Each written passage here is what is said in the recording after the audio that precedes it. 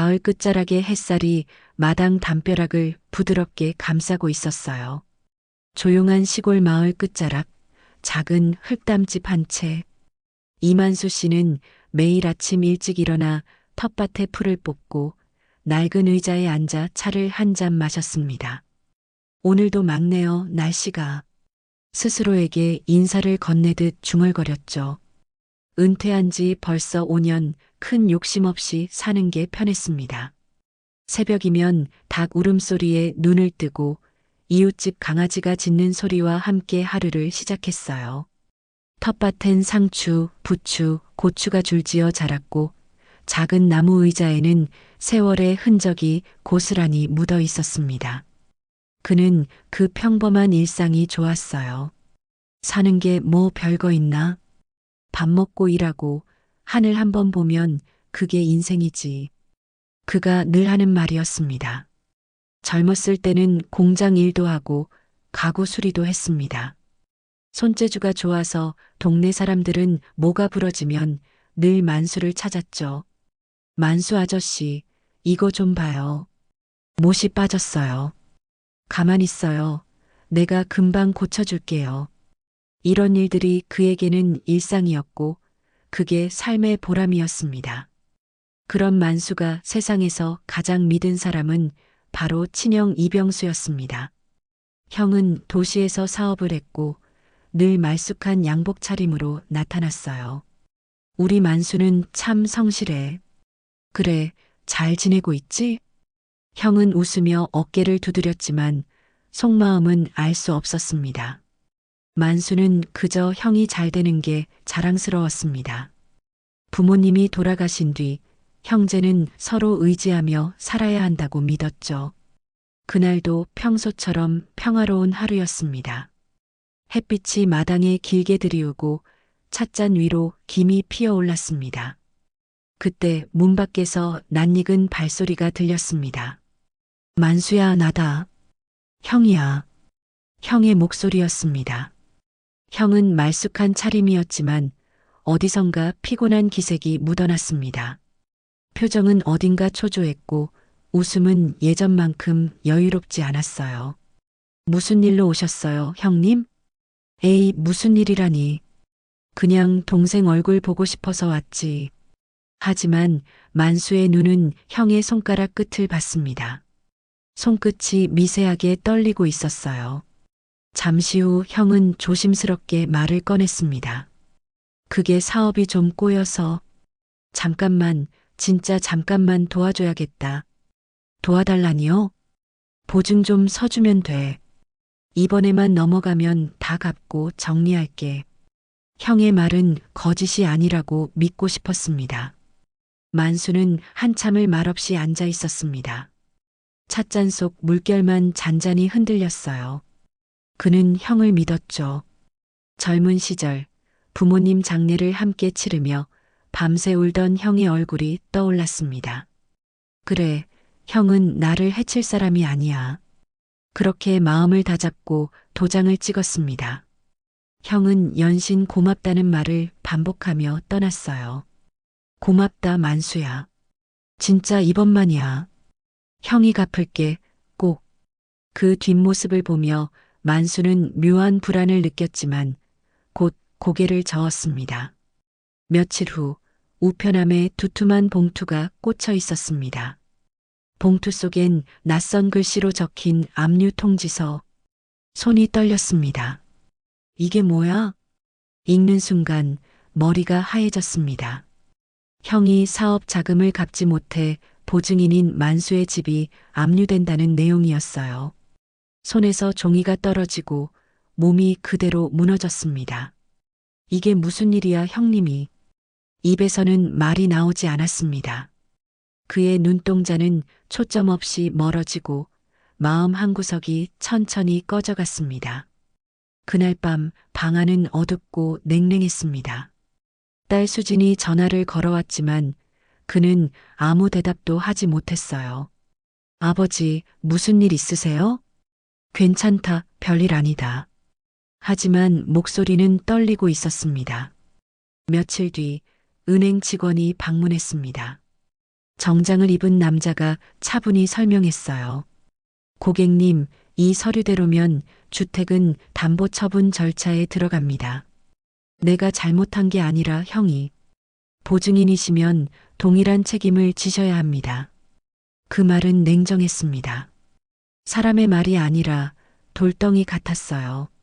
그날 저녁 만수는 포장마차로 향했습니다. 비가 부슬부슬 내리고 포장마차 천막 위로 물방울이 떨어졌죠. 오랜 친구 철수가 그를 보자 반갑게 맞았습니다.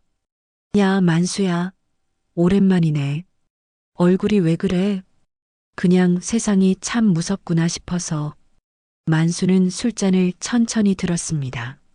눈빛은 흐릿했고 손은 떨렸습니다. 형한테 보증 서줬는데 그게 덫이 될 줄 몰랐어요. 에휴, 세상에 믿을 사람 없다더니. 철수는 한숨을 쉬었습니다. 그래도 너 같은 사람은 다시 일어날 거야. 괜히 지는 사람 아니잖아. 그럴까요? 나 이제 나이도 많고 힘도 없어요. 나이 탓하지 마. 진짜 인생은 이제부터야. 그때 옆자리에서 누군가 이야기하는 소리가 들렸습니다. 요즘 빈집 사서 고쳐서 임대 놓는 게 돈 된다더라. 그래, 요즘 다 그렇게 벌어. 그 말에 만수의 귀가 번쩍 열렸습니다. 빈집을 고쳐서 임대 그게 된다고? 그의 눈동자 속에서 잔잔하던 불빛이 다시 살아났습니다. 술을 마신 뒤 집으로 돌아오는 길, 바람이 세차게 불었습니다. 하지만 이상하게 마음 한구석이 따뜻했습니다. 길가에 버려진 낡은 집 하나가 눈에 들어왔어요. 지붕은 삐뚤고 창문은 깨져 있었지만 묘하게 마음이 끌렸습니다. 저런 집을 내가 고쳐볼 수 있을까? 그날 밤 그는 잠을 이루지 못했습니다. 형의 배신, 잃어버린 집, 그리고 낯선 기회. 모든 게 뒤섞여 머릿속을 떠다녔습니다. 그러다 문득 중얼거렸습니다. 그래, 망치질은 내가 제일 잘하잖아. 남은 게 손이잖아.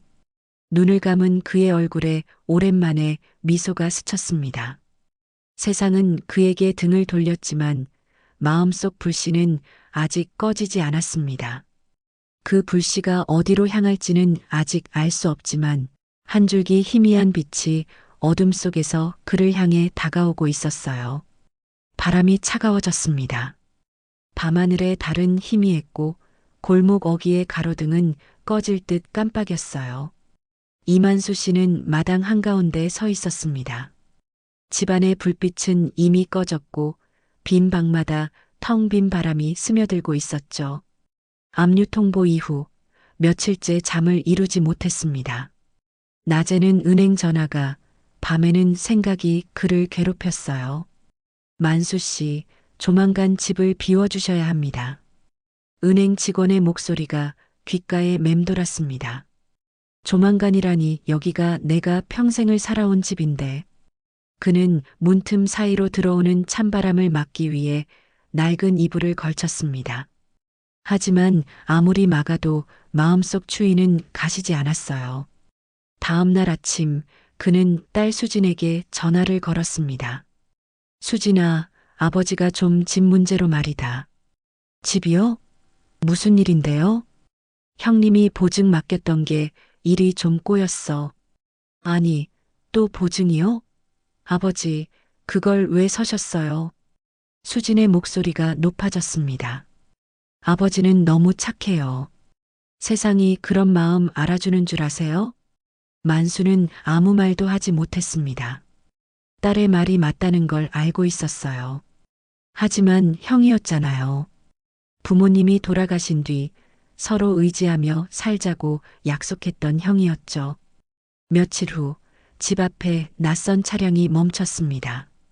검은 옷을 입은 남자 2명이 서류를 들고 나왔어요. 이 집이 압류 대상입니다. 이사 준비하시죠. 잠깐만요. 아직 해결 중입니다. 기한이 지났습니다. 다음 주면 강제 집행 들어갑니다.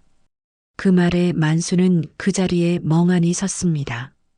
손에 쥔 신문이 힘없이 구겨졌어요. 그날 밤 그는 포장마차를 찾았습니다. 친구 철수가 천막을 닫으려던 참이었죠. 이 밤중에 웬일이야, 만수야? 그냥 잠이 안 와서요. 철수는 말없이 소주 한 병을 꺼냈습니다. 잔을 채우자 투명한 술빛이 천막 불빛에 흔들렸어요. 형이 연락은 왔냐? 아니요. 전화도 안 받아요. 그 형 참 동생한테 그럴 수가 있나? 만수는 말없이 잔을 비웠습니다. 목이 타는 듯 했어요. 내가 미련했죠. 그래도 피부친데 설마 했어요. 만수야, 세상엔 피보다 돈이 더 무서운 게야. 하지만 넌 아직 손이 있잖아. 넌 뭐든 고칠 줄 알잖아. 그게 무슨 소용이에요. 집도 신용도 다 잃었는데. 철수는 고개를 끄덕였지만 눈빛은 단단했습니다. 집은 잃을 수 있어도 사람은 안 잃었잖아. 만수는 그 말에 잠시 고개를 들었습니다. 사람은 안 잃었다. 그 한마디가 마음에 남았습니다. 다음 날 그는 은행을 찾아갔습니다. 무겁게 문을 열고 들어가자 공기마저 냉랭했어요. 혹시 상환을 연기할 방법은 없을까요? 직원은 컴퓨터 화면을 보며 차분히 말했습니다. 이미 채권이 넘어갔습니다. 절차를 중단할 수 없습니다. 그럼 제가 할 수 있는 게 뭐죠? 현금 변제 외엔 없습니다. 말끝이 단호했습니다. 그는 자리에서 천천히 일어나며 속으로 되뇌었어요. 이게 세상이구나. 피부치도 사정도 통하지 않는 곳. 은행을 나와 걸었지만 다리가 무거웠습니다. 발밑에 낙엽이 바스락거렸고 하늘은 잿빛으로 내려앉았어요. 그는 잠시 발걸음을 멈추고 하늘을 올려다봤습니다. 도대체 내가 뭘 잘못했을까? 자신에게 물었지만 대답은 없었습니다. 그저 찬바람만 불어왔어요. 며칠 뒤 마을 이장은 찾아와 조심스럽게 말했습니다. 만수 씨, 이번 주 안에 짐을 좀 빼야 할 것 같습니다. 이장님, 나도 어쩔 수가 없어요. 잠시만 더 시간을 주세요. 나도 이해하지만 절차라는 게 있어서요. 만수는 고개를 끄덕였지만 눈가에 눈물이 맺혔습니다. 그는 울지 않으려 했지만 목이 메어왔어요.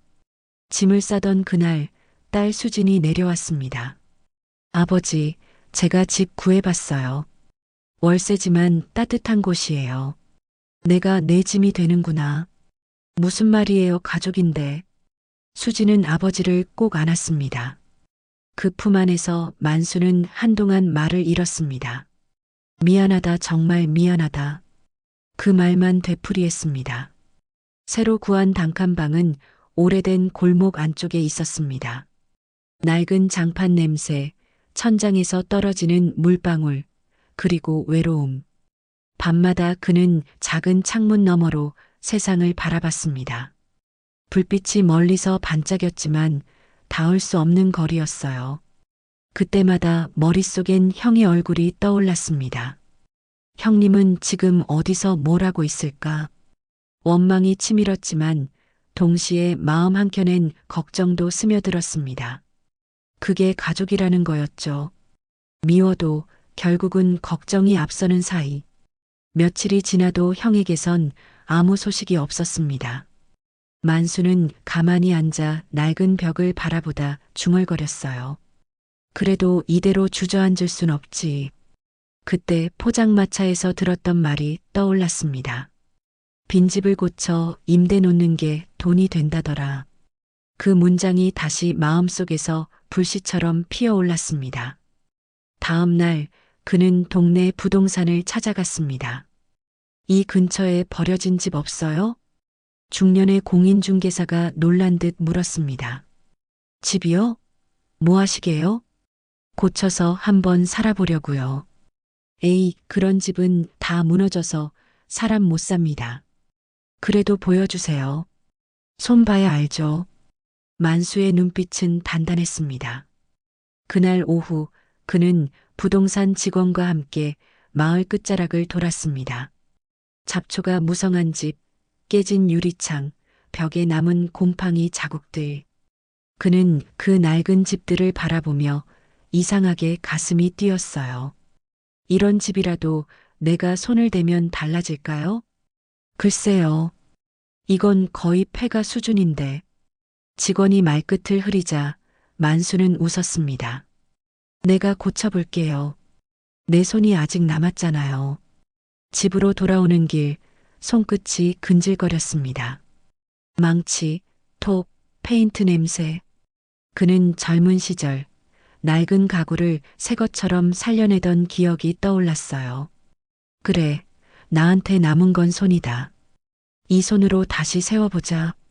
하지만 현실은 녹록지 않았습니다. 첫 번째 집주인은 말했습니다. 그 집이요? 손댈 수도 없어요. 서류 문제 많아요. 두 번째 집은 흉가 소문이 돌았고, 세 번째는 누수가 심해 사람이 못 산다 했죠. 만수는 돌아오는 길마다 한숨을 쉬었습니다.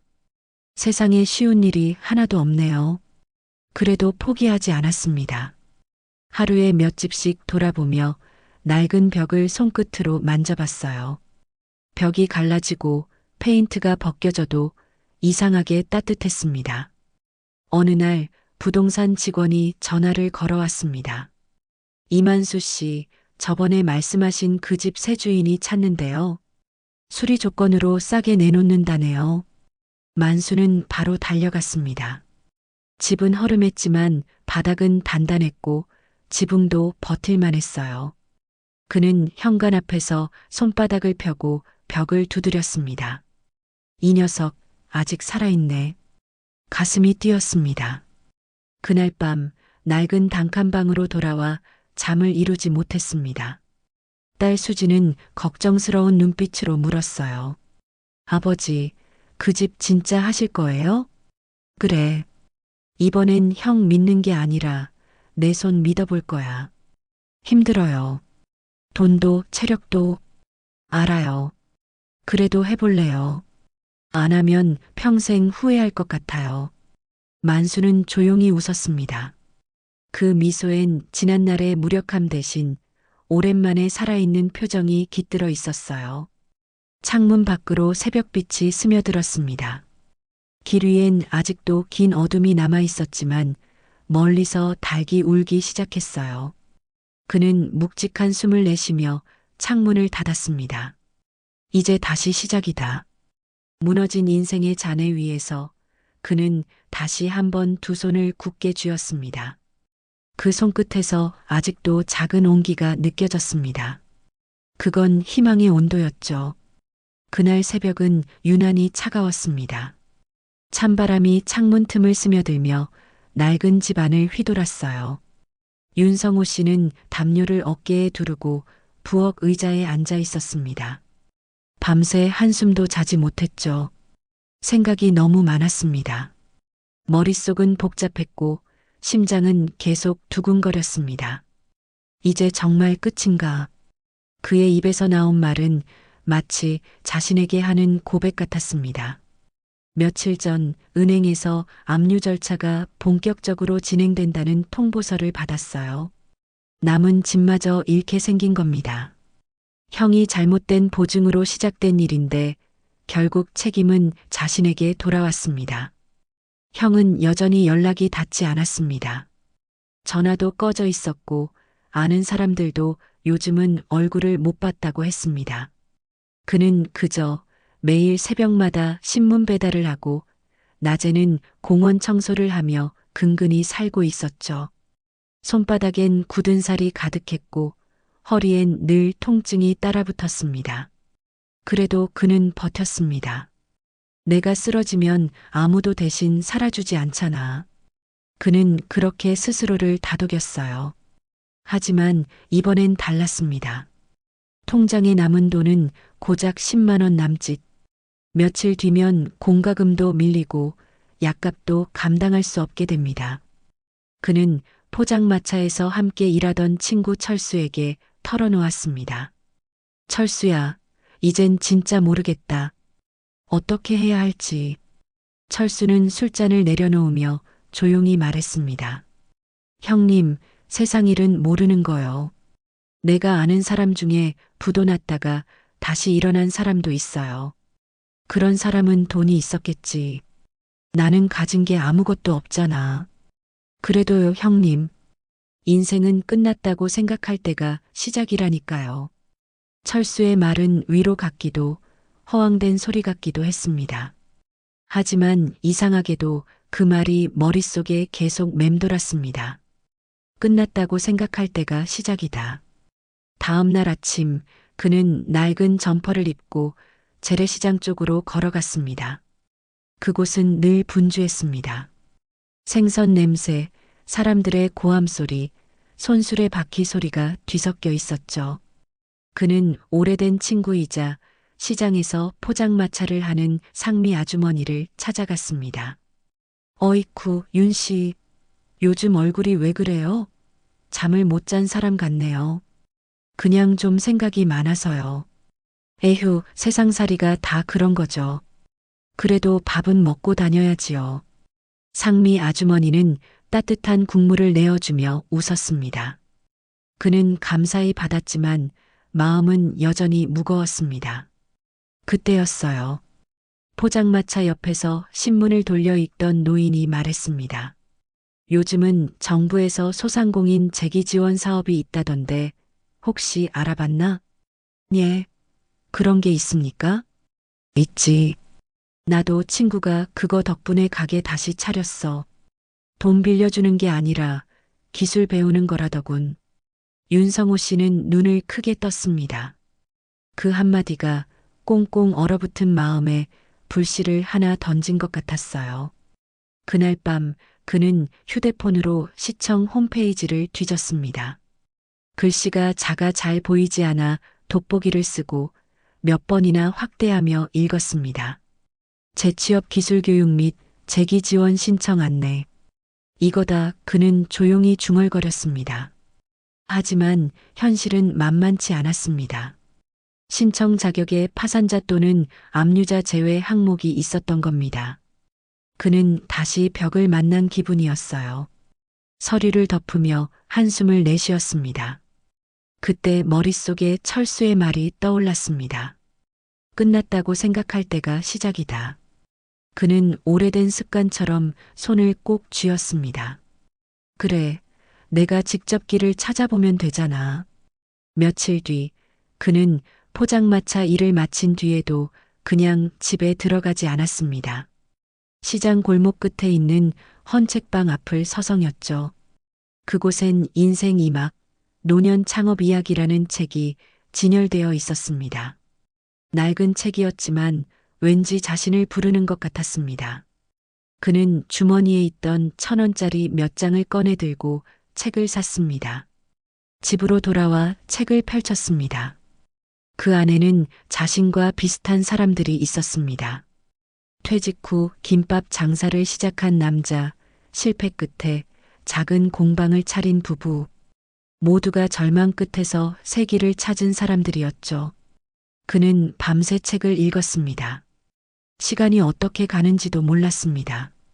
마지막 장을 덮으며 그는 마음속에서 작은 확신이 피어오르는 걸 느꼈어요. 그래, 나도 다시 시작할 수 있을지도 몰라. 그는 다음 날 새벽 쓰지 않던 공책 한 권을 꺼내 들었습니다. 제목을 적었죠. 인생 이막 계획서. 내가 잘할 수 있는 일은 무엇인가? 시장에서 필요한 건 무엇인가? 처음엔 작게, 천천히 시작하기. 글씨는 삐뚤빼뚤했지만 그의 눈빛은 단단했습니다. 손끝이 떨렸지만 마음은 이상하게 편안했죠. 이제라도 나답게 살아봐야지. 며칠 뒤 포장마차에서 마주한 철수가 말했습니다. 형님, 요즘 얼굴이 좀 달라졌네요? 그래요? 그럴 리가요. 아니에요. 눈빛이 달라졌어요. 무슨 일 있어요? 그냥 새로 뭔가 해볼까 생각 중이에요. 오, 그거 좋네요. 나도 도와드릴게요. 그의 말에 윤성호 씨는 웃었습니다. 긴 시간 동안 짓지 못했던 웃음이었죠. 하지만 아직 갈 길은 멀었습니다. 계획은 세웠지만 현실은 냉정했습니다. 자본도 없고 기술도 부족했습니다. 그래서 그는 다시 시청을 찾았습니다. 이번엔 단순한 지원이 아니라 봉사활동을 자원했어요. 배워야겠다면 내가 먼저 움직여야죠. 그날 집으로 돌아오던 길, 하늘엔 별이 반짝이고 있었습니다. 그는 오랜만에 하늘을 바라보며 속삭였어요. 그래, 인생이 한 번쯤은 이렇게 돌아서야 재밌는 거죠. 하지만 그는 아직 모르고 있었습니다. 이 새로운 결심이 곧 더 큰 시련을 불러올지도 모른다는 거리요. 그리고 그 시련이 그가 진짜로 누구인가를 깨닫게 만들 것이라는 거리요. 겨울이 가고 시장 골목에도 봄 기운이 살짝 스며들었습니다. 윤성호 씨는 여전히 새벽마다 시장 청소를 하고 있었습니다. 그의 손은 여전히 거칠었지만 눈빛만큼은 달라졌습니다. 이제 그는 버티는 사람이 아니라 다시 시작하는 사람이 되었거든요.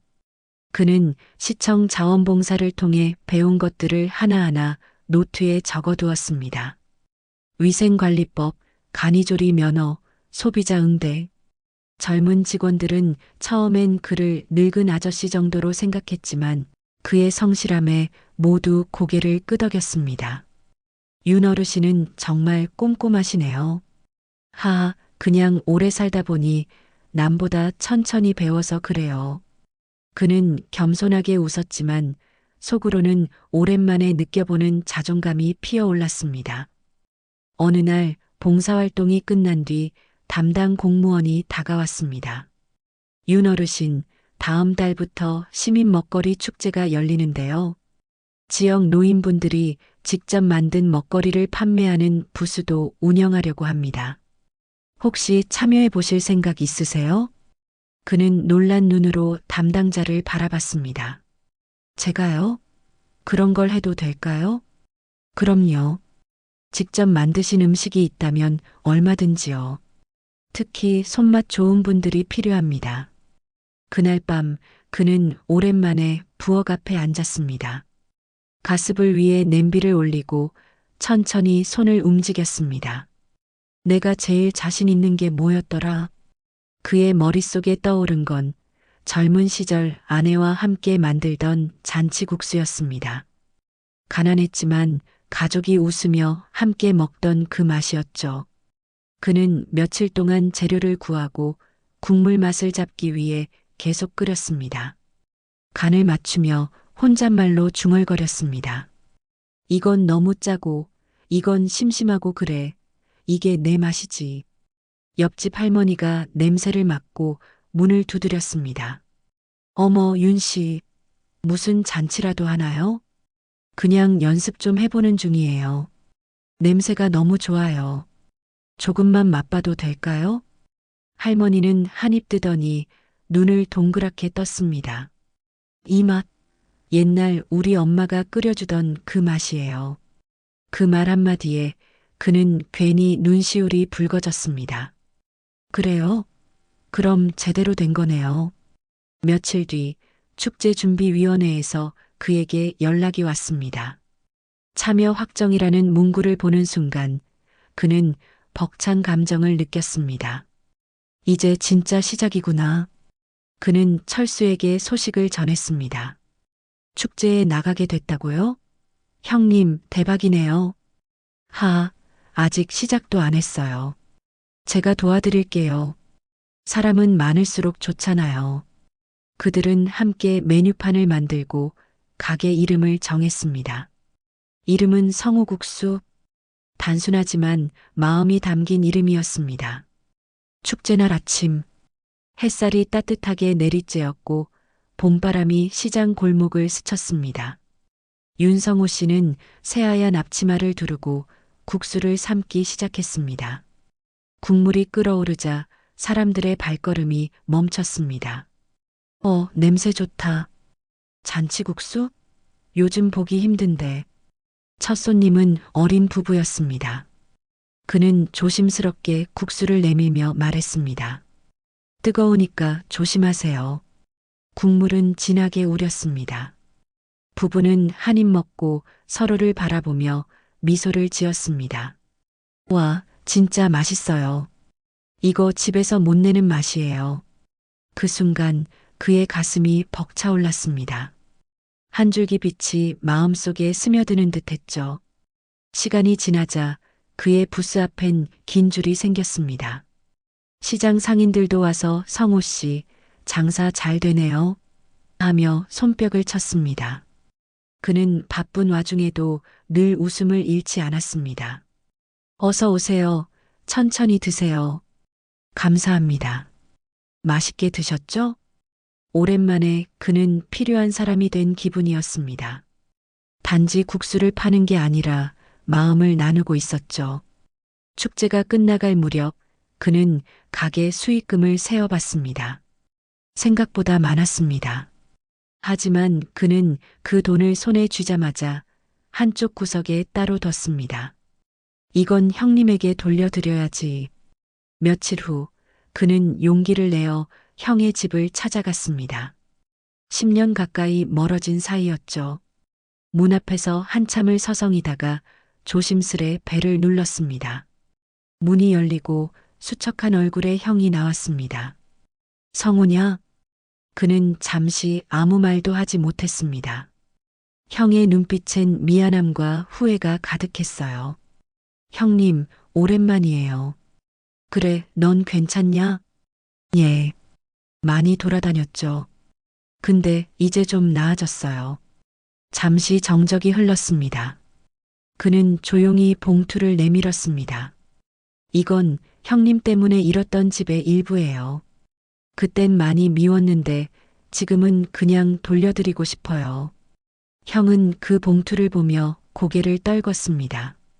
미안하다, 성호야. 그땐 내가 너무 어리석었다. 저도 미웠던 건 사실이에요. 근데요, 이제 다 괜찮아요. 그 덕분에 다시 시작하는 법을 배웠거든요. 형은 눈가를 훔치며 말했다. 내가 이렇게 나한테 와줄 줄 몰랐다. 정말 고맙다. 그는 형의 손을 잡으며 웃었습니다. 형님, 우리 이제 서로 원망하지 말고 삽시다. 그냥 남은 인생 따뜻하게 살면 되죠. 그날 저녁 그는 포장마차 친구 철수와 마주 앉았습니다. 형님, 결국 형님이 이겼네요. 아니요, 철수야. 이긴 게 아니에요. 그냥 살아남은 거죠. 그래도요, 형님 얼굴이 참 편안해 보여요. 그럴까요? 이제 좀 마음이 가벼워진 건 사실이에요. 그는 잔잔히 웃으며 국물 한 모금을 마셨습니다. 바람은 봄 냄새를 품고 불어왔고 저 멀리서 시장의 웃음소리가 들려왔습니다. 그날 밤 그는 일기장에 이렇게 썼습니다. 삶은 결국 혼자 견디는 게 아니라 함께 나누는 거였구나. 나는 오늘 그 사실을 마음 깊이 배웠다. 봄이 완전히 자리를 잡은 어느 날이었습니다. 시장 거리에 벚꽃잎이 흩날리고 사람들의 얼굴엔 겨울보다 한결 부드러운 웃음이 피어 있었습니다. 윤성호 씨의 성호국수 포장마차는 여전히 자리를 지키고 있었어요. 하지만 예전과는 달랐습니다. 이제 그는 손님을 단순히 상대하는 사람이 아니라 사람들의 하루를 따뜻하게 만들어주는 주인이었습니다. 사장님, 그때 그 국수 맛있어서 또 왔어요. 아이고, 감사합니다. 이번엔 김치도 더 잘 익었어요. 그의 손놀림은 익숙했고 표정은 여유로웠습니다. 손님이 한 젓가락 떠먹을 때마다 그는 마치 자신이 살아난 것처럼 기뻤습니다. 철수는 여전히 그의 든든한 조수였습니다. 형님, 요즘은 완전 시장 명물이에요. 방송국에서도 촬영하자고 연락 왔어요. 그럴 것까진 없어요.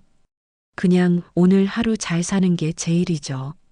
그래도 형님, 이게 다 형님이 포기 안 해서 그런 거잖아요.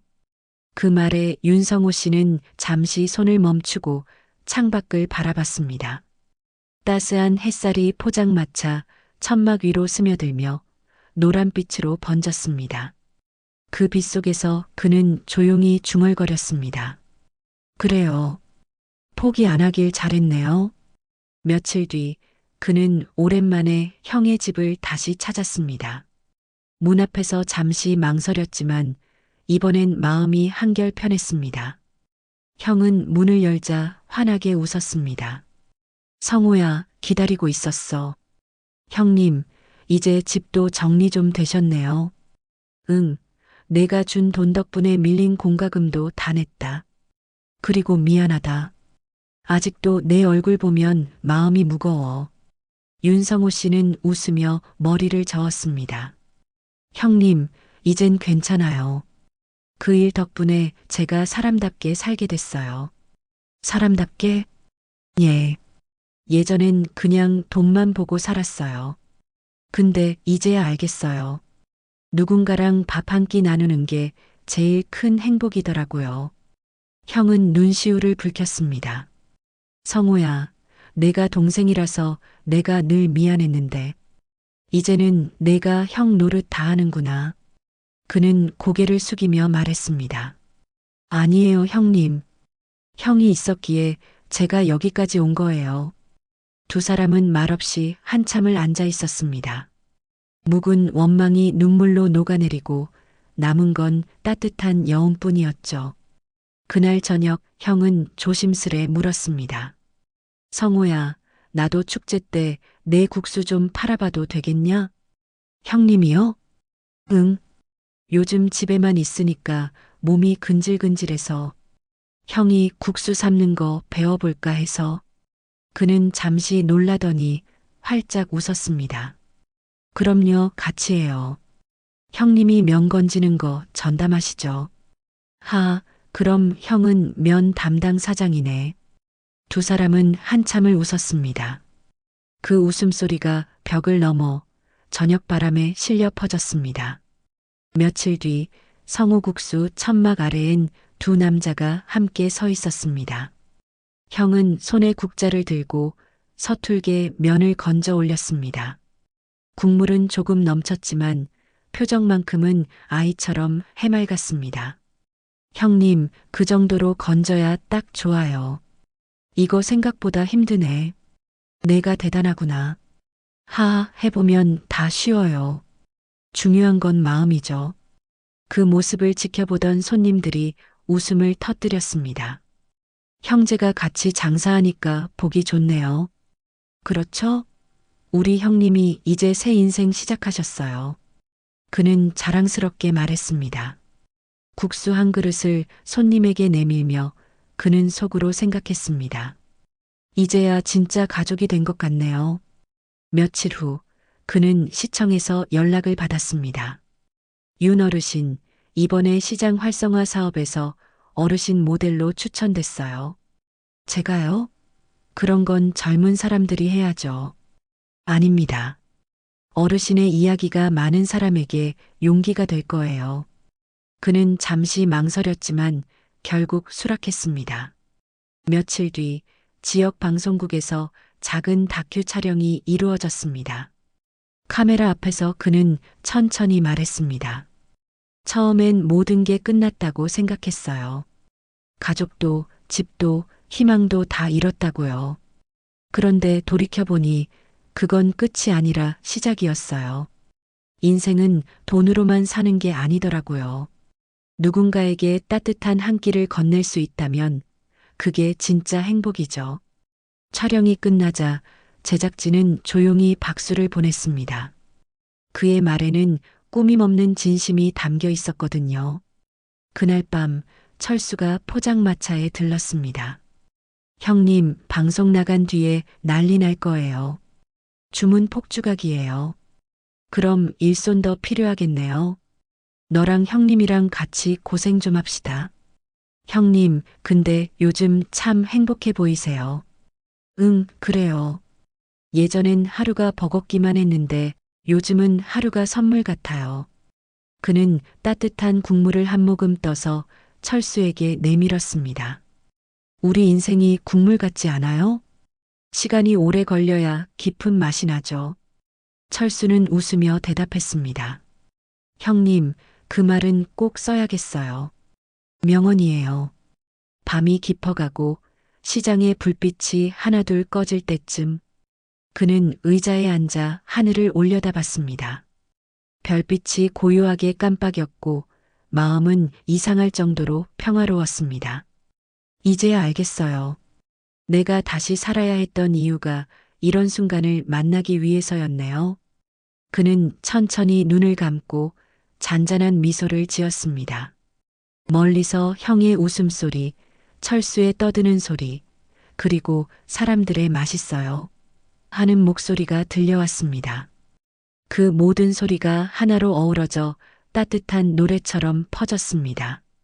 사람은 누구나 한 번쯤 무너집니다. 하지만 무너진 자리에서 다시 일어서는 건 돈이나 운이 아니라 마음입니다. 윤성호 씨는 그 사실을 온몸으로 깨달았습니다. 그의 인생은 복수가 아닌 용서로, 상처가 아닌 희망으로 완성됐습니다. 이제 그는 매일 아침 포장마차 천막을 열며 이렇게 말합니다. 오늘도 따뜻하게 삽시다. 국수처럼 오래 끓이고 천천히 익히면서 햇살이 포장마차 위로 부드럽게 내려앉습니다.